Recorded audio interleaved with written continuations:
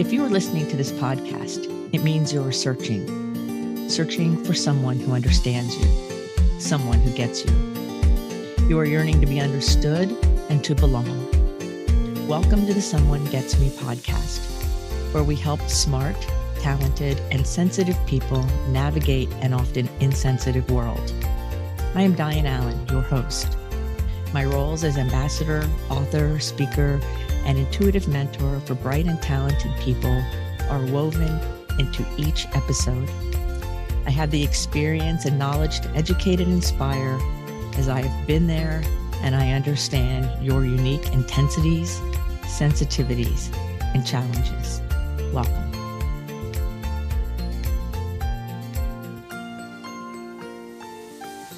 Five adrenal-friendly activities. Hi friends, it's Dianne here, and I want to talk to you today about helping your adrenal glands. You know, your adrenal glands do a lot of work. They're very small. They're like the size of an almond, kind of not much bigger, and they sit on top of your kidneys. And your kidneys and your adrenal glands help you moderate fear and stress and anxiety, but fear, those kinds of things. And so your adrenaline helps you rise to the occasion at work or life or home. And with gifted and profoundly gifted people and sensitive people, our adrenal glands sometimes work overtime. We live in a world that's constant bombardment where we have to be on call all the time for whatever. So we're always just a little elevated. And that's not how our nervous systems are built. Our nervous systems are built to be in harmony and rest most of the time, with short periods of adrenal activity to take care of whatever the big problem is. So because we live in a society and a system in a way, and with expectations, especially shortly after a new year, where we're supposed to all be doing our resolutions and working really hard and no pain, no gain. You have to make X number of dollars to be successful. All of that pressure, all of that being a human doing versus a human being takes a toll on our adrenal glands. So today I want to take the time and share 5 things you can do that are friendly to your adrenal glands that help them relax and heal and function well. Because your adrenal glands, you know, are energetically, and they feed into the function of your thyroid. So a lot of people have thyroid issues, which usually tells me there's also something adrenal going on, like stress related, right? So the first adrenal friendly activity is to stop a few times a day, 2 or 3 times a day, and simply take deep breaths. Breathe. Pay attention to your breathing. Reset yourself. When you're focusing, sometimes and most of the time, people hold their breath. I notice when I'm focusing on something or I'm creating something, I'll feel myself start to hold my breath because that's the way our systems are trained. But really, if you breathe more, you'll have more creativity and more life vitality to function with. So start by stopping 2, maybe 3 times a day, taking 2 or 3 minutes and simply focusing on your breath, breathing deeply, exhaling first and inhaling and exhaling and inhaling in a slow, nice rhythm. And let yourself rest, let your mind rest for a moment. I use the word harmony. I just think of harmony and I breathe for a couple minutes. That's all. It's not big, you know, like as far as a lot of time, but it's big as far as helping your adrenals calm down. Because when we're holding our breath, it sends emergency signals to the system that something's wrong. So the adrenal glands stay at attention and they're working over hard. We don't want them to work over hard. We want them to work smoothly. And so when we're holding our breath, we're sending the wrong message to our body. We're sending it's an emergency. So let's breathe to send a message to our body that things are going well. Number 2 is to massage your temples and then your earlobes. Like, you know where your temples are, the side of your eyes, that little indent in your head. Take your thumbs or your index finger, whichever finger works, and slowly massage in circles. You want to go circles back, you know, toward the back of your head and then reverse the circles and just let yourself massage in a circle your temples for a few minutes. You'll know when you're done. You'll feel done. And then massage your earlobes. So it's temples and then earlobes, both sides of your head and both ears. You can even do it while you're doing the breathing to allow yourself to start to put relaxation in your system. It also helps your lymph system start moving and reminding your body that you're safe, you're okay. So massaging your temples in circles going forward and then in circles going backward, and then drop down to your earlobes and massage your earlobes. Usually a minute or two for each of those is good, but sometimes longer. Go with what your heart, your kind of intuition tells you is the most effective thing for you to do, because you can't do it too much. That's for sure. So just pay attention. How does it feel for you? The third thing is one of my favorites, and that is to add beauty to your life. Practice pausing and admiring the beauty all around you, whether it's artwork in your home or artwork you've created, maybe, or fresh flowers, or the flame of a candle. Sometimes I just like to watch how the flame flickers and how it moves, or looking at anything that has beauty. For me, the night sky has that, or leaves, or my puppy. So think about your life. You could even look around right now while you're listening to me. What adds beauty to your world? We have our brains are deletion brains, and they delete out everything we think we don't need. So sometimes we walk through life kind of in a sleepwalking trance where we're really not seeing and appreciating the beauty around us.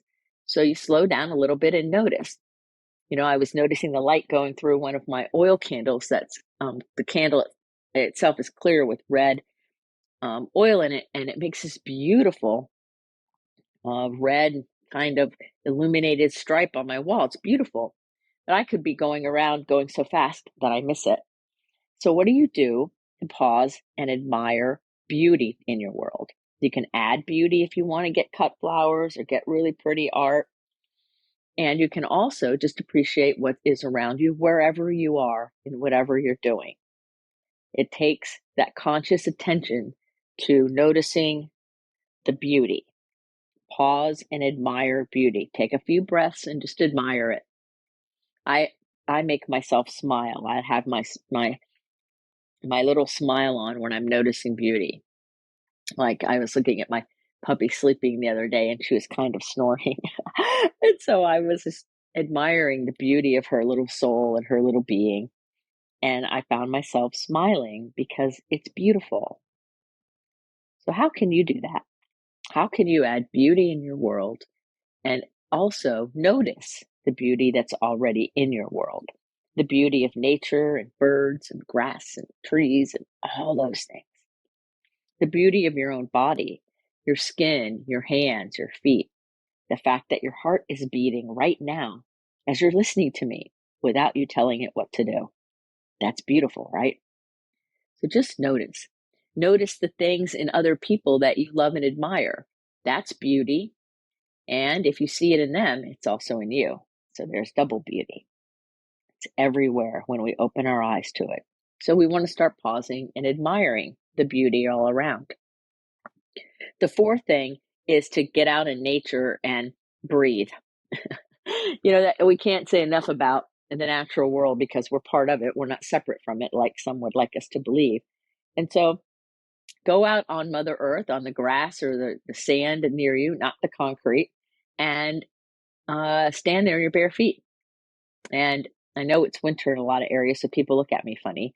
You can do it in the summer, stand in your bare feet, or put your hand on a mature tree or a branch of a tree and just appreciate the texture, the touch, the feel of the nature herself springing up all around you and breathing. So I'll walk up to a tree and I'll lovingly put my hand on the trunk of the tree, and I'll just kind of take a couple breaths and allow myself to feel the textures of that tree on my hand and just hang out there for a moment. By slowing down and taking breaths and connecting to something in the natural world, we send messages to our nervous system, our adrenal glands, our thyroid, all of our being, that we are connected and everything is good. So it matters that we take time to do that in whatever way works for us. That's the fun thing about these activities is there's not one thing to do. I like the variety. I'll go, hang out with one tree, or I'll look at flowers, or I'll sit and I'll watch bluebirds fly, or cardinals fly, and just connect with what that must be like, and their cute little bodies and their little feathers, right? Or the owls or the hawks, and get out in that natural world and breathe and appreciate and admire nature herself. And the fifth thing is to add consciousness to your actions, your words, your thoughts, and your breath, to pay attention. And consciousness has lots of different meanings, but what I'm talking about here is paying attention. Paying attention to, are you breathing properly in the way that serves your body? Paying attention to, what are you saying to yourself? How are you being in the world? Do your actions line up with your thoughts? Do your words line up with your thoughts and your actions?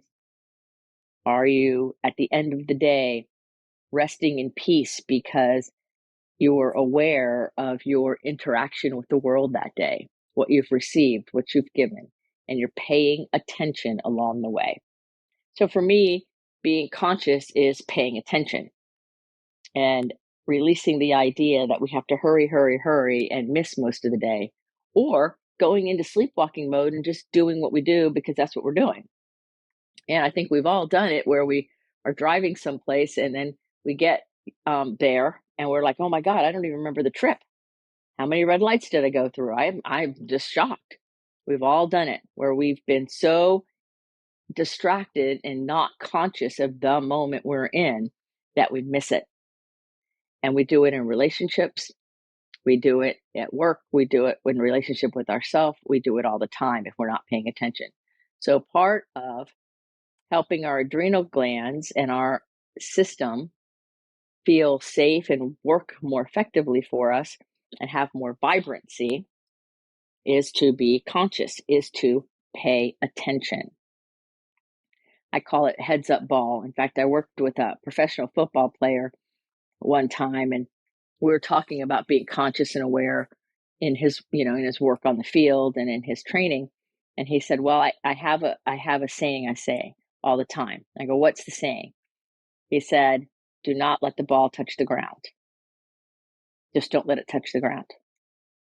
And so to him, his way of staying conscious and aware and in a moment is to not let the ball touch the ground. Obviously, he was a receiver, right? But it's important, because what happens is, if we're not in the moment paying attention, then we drop the ball, literally, and we don't follow through in the way we would like to. If we're not paying attention in the moment, we will start acting on ideas or thoughts or memories that are not applicable to what's going on in the current moment. So it's very important that we start to pay attention. In order to pay attention mentally, emotionally, physically, spiritually, we want to slow down our inner world a bit. We live in an on-demand society that wants us to be available all the time, 24/7, hurry, hurry, hurry, push, hurry, engage. And that's not the most effective way for our bodies to work. It stresses the adrenal glands out. I've spent many years of my life being on call, where I didn't know if the phone was going to ring. And way back in the old days, beepers and things, right? I didn't know. So a part of me was always on alert, even when I thought I was resting. And I paid a big price for it. And so I've learned over the years these things and other things that help our adrenal glands calm down. Our kidneys work with our liver, work with our thyroid, and all of the other organs. And the adrenal glands are connected to the kidneys. And so all of it comes together. It matters when we live in a world that's full of chaos and overstimulation, to take a break, be in the moment, and pay attention. Now, if you have inner resistance to anything I'm saying, or like, I breathe already, or I do that already, or I know this already, because we all do it at times. It's not right or wrong. But notice that any inner resistance we have to anything. So the most motivated patients and clients I've ever worked with over all my decades of experience, the most motivated ones have more challenge with unconscious resistance to change. So if somebody says, oh, I'm in, I want to do everything. They'll try to do too much too fast, or they'll find themselves sabotaging often, because there is always an unconscious resistance of some level in all of us. So it's part of our responsibility to invest in what we say we're going to do for our welfare, no matter what the inner resistance might feel like. So, for example, I like to go outside and be in nature every day and breathe and just appreciate the natural world, whether it's, the night sky or the day sky or the trees or the animals, whatever. And I always pay attention to the resistance I have, or I'm tired, or I have this to do, or that to do, or maybe I'll do extra tomorrow. Our brains will make excuses when not an excuse isn't necessary. Our brains will make excuses from that inner unconscious resistance to change. So it's not a fault of yours. It's not a problem. It's an awareness to have to say, well, if I made a decision, then I'm going to follow through with it, even if my inner self is acting all goofy about it, which is different than if you have like an actual intuition that there's a warning. Unconscious resistance to change happens in all of us.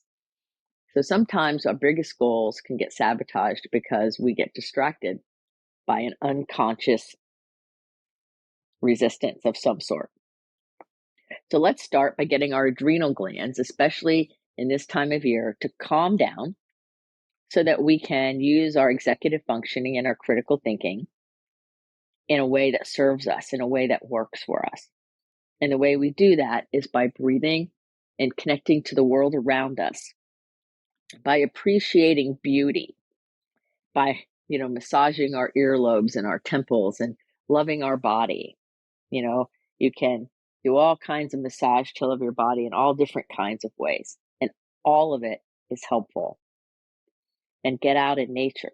All these things, especially when you combine them, remind your body, remind your nervous system, remind your mind that you're okay and you're safe in this world, in this body. It's that will allow your adrenal glands to calm down. It's that will let your executive functioning, your problem solving skills to come and stay online. It's important. It's important that we come out of the trance of hurry, hurry, hurry, hurry, hurry, and the trance of we have to keep doing. There's a lot of power in silence and in quiet. So I encourage you, friends, to do things every day to support your adrenal glands, because in effect, you're supporting your entire system. I encourage you to slow down and be a human being rather than simply a human doing. So I hope these have helped you. I hope these ideas have reminded you of maybe of things you know, or you didn't know or didn't think of them that way. Because the whole idea of the Someone Gets Me podcast is to remind you that I get you. I understand. I've experienced much of the things that we're all thinking about. So until the next episode of Someone Gets Me, remember to keep your face to the sun so the shadows fall behind you, because you are very important in this world. You are beautiful, you are lovable, you are capable. So go out there and allow yourself to feel loved, to breathe in the beauty of the world around you, and honor your very essence in who you are. Until the next episode of Someone Gets Me, be well. Are you tired of searching for someone to understand you? Join our Facebook group, Someone Gets Me. In this group, you will be able to connect with others who are intense, sensitive, smart, and talented. I share my insights and teachings, and you can connect with others in a real, authentic, safe forum. So join us today. Someone Gets Me.